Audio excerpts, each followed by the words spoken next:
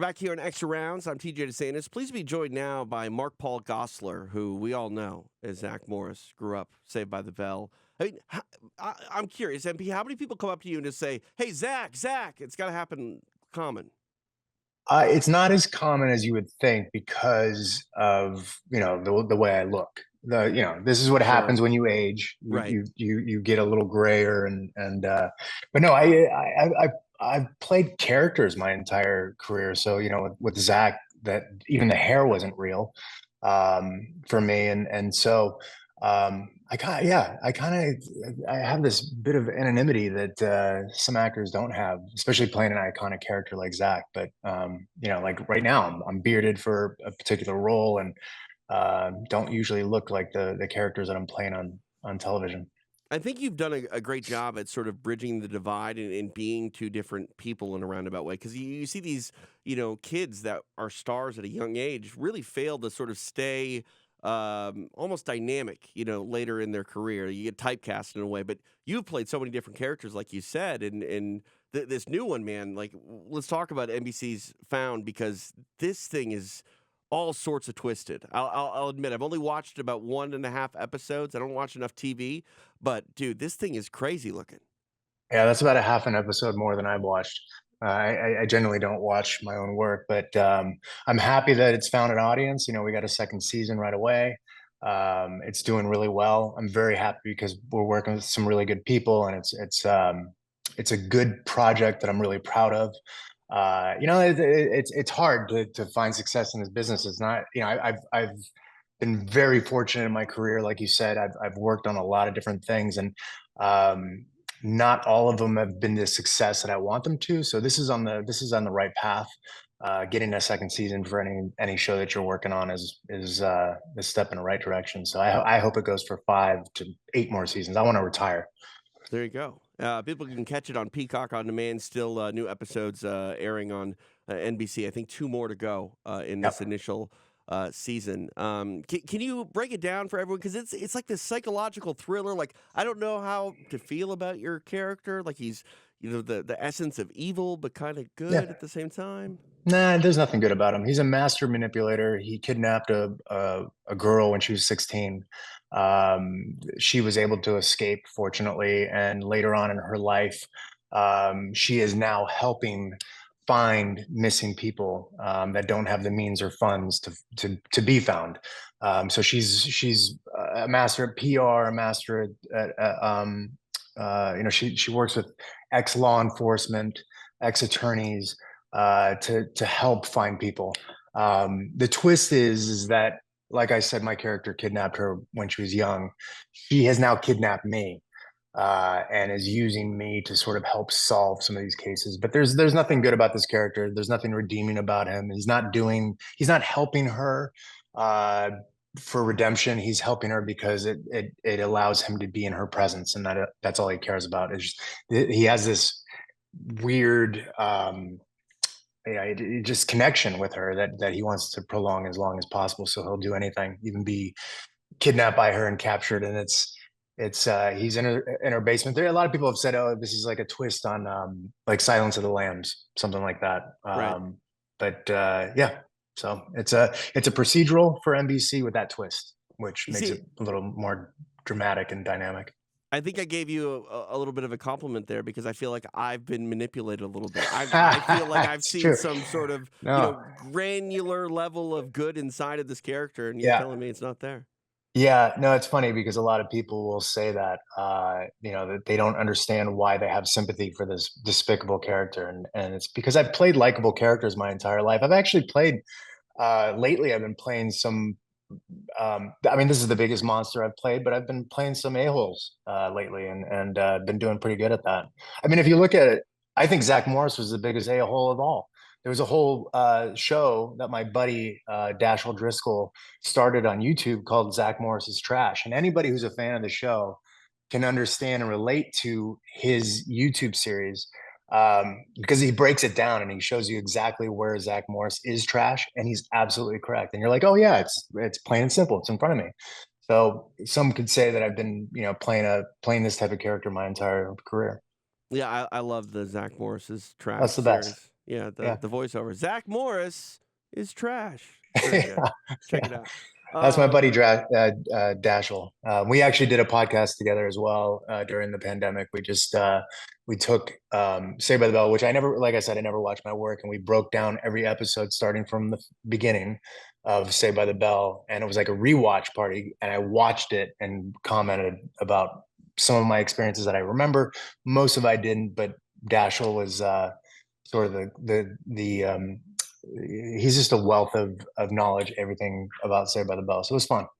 it's amazing. It's weird to watch yourself on TV. It's weird to hear yourself even in audio form. It's an experience not everyone enjoys. Like I don't really enjoy watching the fights that I've called. You know what I mean? It's just it's a hard thing to explain. Yeah, no, but there are a few people I've met that can watch themselves and enjoy it, and but for me, it's painful because you can't redo it. It's out Right. there, and it's not like I can go, oh wait, I have a better take. Let me put this in here. And as an actor, we do multiple takes, and then you're sort of it's left to the editors, it's left to Right. the director of what they felt was the better take. And I might have thought four was better than take two, um, but that's how it goes. Yeah, no. I mean, I think it's the mindset of a perfectionist in a lot of ways. You tend Yeah, to, always want it to be perfect, and if someone else is left, it's like too many chefs in the kitchen, right? Like someone else is cooking, you might not cook it that way. Hopefully, it all turns out for the best. You just got to let it go.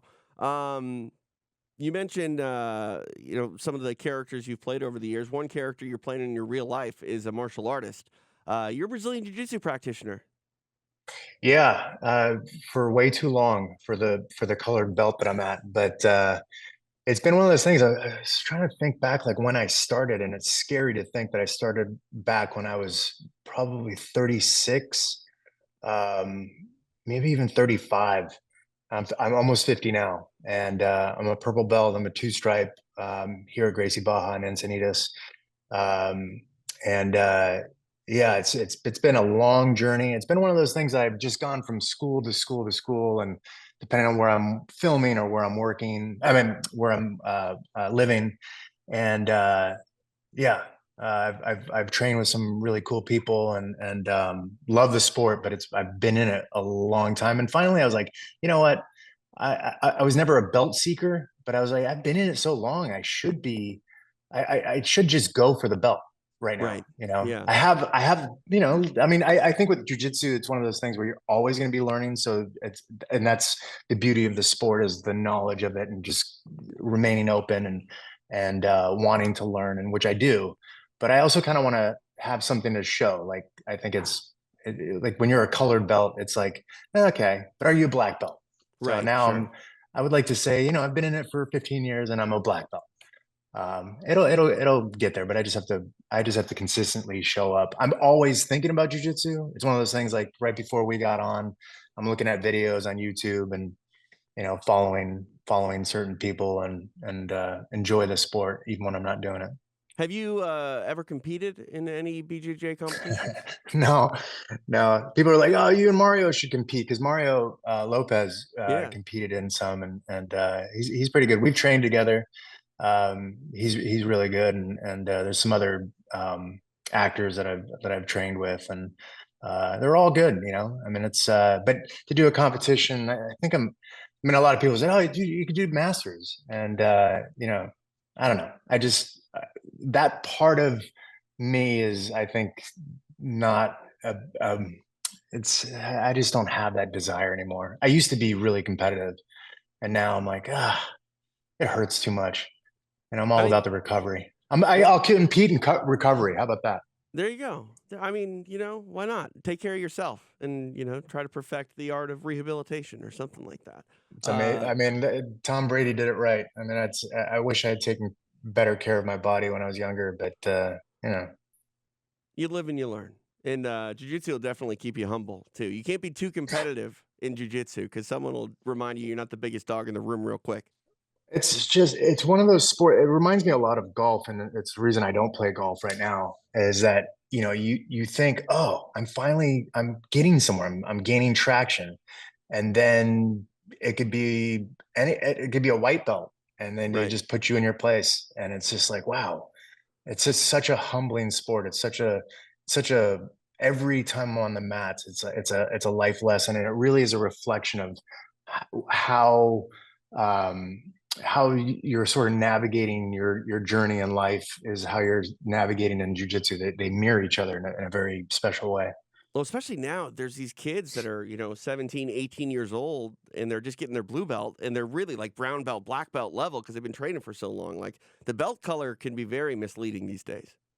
It's interesting. It's like I said, I've been doing it for 15 years, and just the other day, I was doing an Ezekiel choke, and I had a question about the entry into this specific position, and then basically the submission of it and how to refine the submission. And it was just a simple note that my professor said, and it just I was like, wow, I've been for 15 years I've been doing it one way. You just showed me another way, and it's so much simpler. And it Right. was in a way that I didn't even have to like grip very hard. It was just I was using two fingers and using more of my upper body and sort of leaning back on it. And I was just really bummed out after that because I thought, why can't I have figured that out on my own? Like I see these 17 and 18-year-olds and they're doing things that are in my opinion, elevating the sport into Yeah. a another stratosphere. And I'm thinking, how are they able to? I mean, I roll maybe on a minimum twice a week. I know they're rolling, 7 days a week, and they're multiple sessions during the day. But still, I wish that I had something in me that was able to be an innovator in a way and understand, like, oh, if I just did this, it would be more uh, effective. Right. Like these kids are coming up with ways of doing things that it's just inspiring. It's amazing to watch. I Yeah. mean, if we look at like Mika Gaval, like I just watched his last bout, and he's just pulling submissions from like any position. I mean, Yeah. he just Well, look at the buggy choke. Like the buggy choke just blows my mind. Like you're supposed to like the buggy choke from bottom side controls. Like you're not supposed to be offensive from there. What are you doing? yeah. Just Yeah, choking someone there's out. an actual choke that I saw Keenan Cornelius one time do, and it's from side control, and he was doing it with another guy here in Del Mar. I only know him as Mike, but him and Mike were figuring out these chokes, and they were doing like the force choke, which is not legal and IBJJF, and then but they were doing this one choke from side control, and they made it look so easy. I'm like, I'm doing that next time. It's been literally a year since I saw that choke. I try it every time I'm inside control. I can't get it. There's no way. Then nobody taps to it. It's like an almost tap, but then I'm in a bad position. I'm like, this is yeah. Well, maybe you won't be on the mat anytime soon at one of these events, but we'd love to get you out to like a Fight Pass Invitational or something. We're doing these jiu-jitsu events in Las Vegas, the UFC Apex. Mario Lopez, I think, is checking one out or has checked one out. You don't have to grapple each other, MP, but we'd love to get you out there and hang out. Yeah, I love the community. I'm watching all the events. The New Beach World Championship was, I believe, a week or two ago in Yep. Vegas. I watched the matches there, and so I'm always watching. I just really enjoy. I enjoy UFC. I just for me, it's sort of revolving door in a way, and I'm not caught up on a lot of these guys. I always read about it. The next day I always find out, like, for instance, like the last fight with Colby and Leon, and wanted to know who won that. Because it's all over the place. But for me, watching jujitsu, it's something that I watch and then I go, oh, I'm going to try that in the gym and then get smashed.